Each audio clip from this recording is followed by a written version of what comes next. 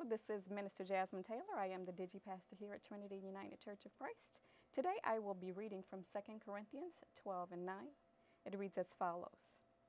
But God said to me, my grace is sufficient for you, for my power is made perfect in weakness.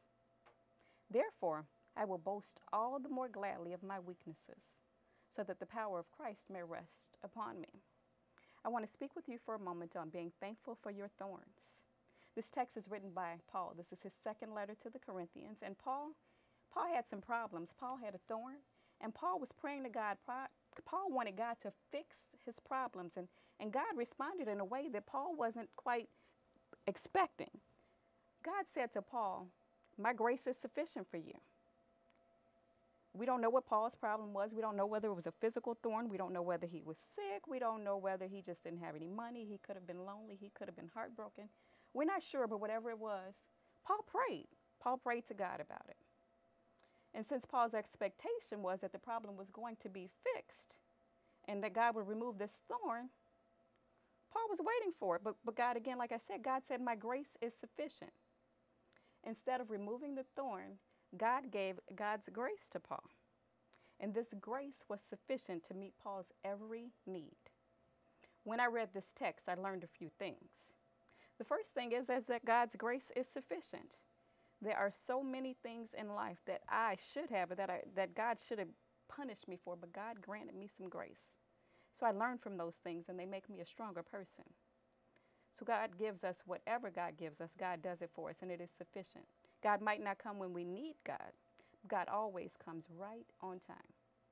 The second thing that this text teaches me is that God's power is made perfect in weakness.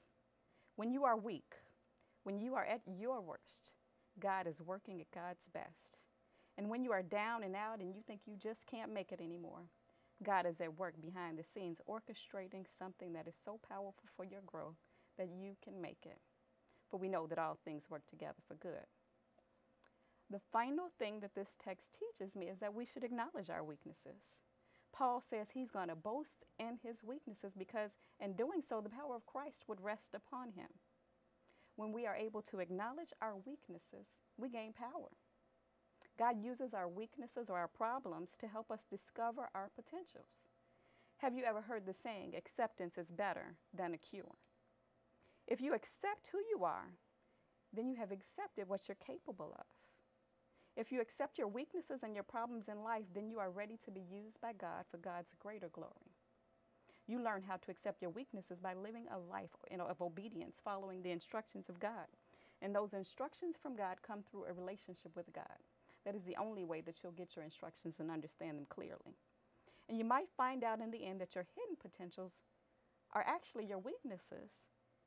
And you become thankful for your problems. Then you will be able to live a life that is more empowered.